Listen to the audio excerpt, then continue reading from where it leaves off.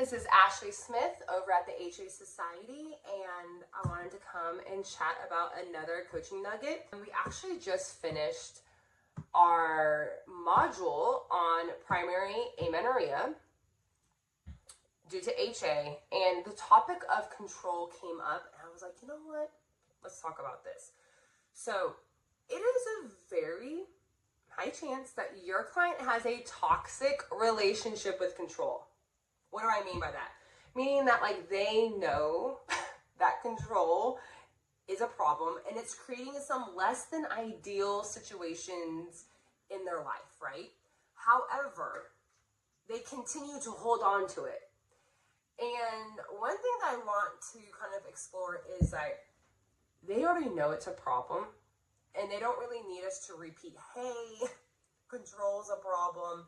You know, if you just weren't trying to control this, obviously it's helpful to provide a reminder. I'm not saying don't ever say it, but I guess what I'm trying to get at is that if the only tool in our toolbox is to tell somebody that control doesn't work and it's a problem and it's not going to help you get your cycle back, then we're not really supplying them with the tools to move forward without it, right? It's not just enough to state the obvious. My whole point to this is I just want you to try this exercise. I invite you to take a look at control differently, right? When someone has been in a toxic relationship with control for a long time, it stops being a characteristic and it starts becoming their identity. This is now an identity issue, right? They don't know who they are without it. They don't know how to do simple things like ask themselves, what do I want to eat for breakfast? What do I like?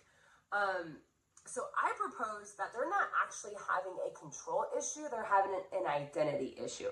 I had one client, she was from India, and we just couldn't make any progress because she obviously just would not try anything new or anything she couldn't control, obviously. HA recovery, you can't control it, right? So you can see how this naturally just isn't going to go well. And so through talking with her, I realized, I was like, I just need her to answer a question that's about her that hasn't been controlled, right? I just need to get an answer from her. And I don't know why I went down this trail, but follow me. And so I asked her, I said, hey, can you tell me what your favorite color is? And she said, I don't know, which we hear a lot when it comes to food, right? Well, what do you want to eat for breakfast? If you could pick a breakfast that you want to eat, what is it? And a lot of people are like, I don't know. I truly can't tell you what I want to eat because they've been so controlling for so long that they've truly never really asked themselves recently, what is it that they want to eat for breakfast, right? And so she said, I don't know. I said, okay. She said, my mom always told me that I look good in purple. And I thought that was so fascinating that whenever we live such a life of control, there's no space to explore what it is that you like. Who are you without controlling your food? Who are you without a meal plan? Who are you without your gym routine? Who are you without being the fit girl, right? Control really isn't so much like a control issue, it's an identity issue.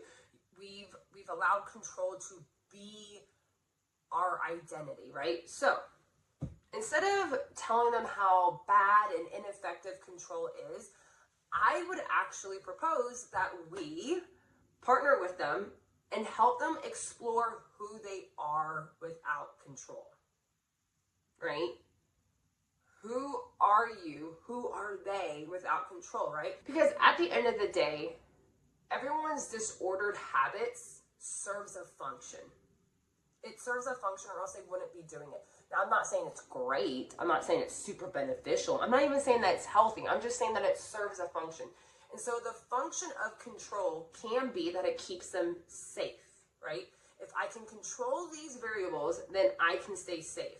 They're afraid to step outside of control, and so we need to partner with them. Ask them, hey, what function do you think control is playing in your life?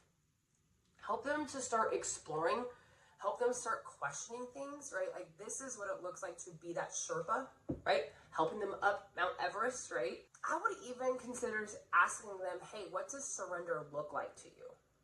What does surrender mean? Because obviously surrender is the opposite of control. I think that's really interesting, because if someone has this mindset of surrender means that I let go of everything and my whole life spins out of control, and that manifests in my body just getting so huge and I just spin out of control and I lack control, right? Yeah, I would be avoiding surrender too. But so what does it look like to reframe what surrender is, learn what surrender is, have example of what surrender is? I don't know. Just, I hope you're getting the picture, right? Asking them, what does surrender look like? What does surrender mean to you? And here's the last question that I would encourage you to ask them. What does surrender offer you that control can't? It can't do it. You've tried and it can't do it. I think that's important, because we have to establish that control can only take them so far, and what they want is on the other side. That is how I would start the conversation. That's how I would start exploring control and clients having toxic relationships with control. All right. Let me know if that helped. If you have any other questions, any other obstacles you want to chat about, drop them in the comments, or you can email me at Ashley, ASHLEY, @thehasociety.com.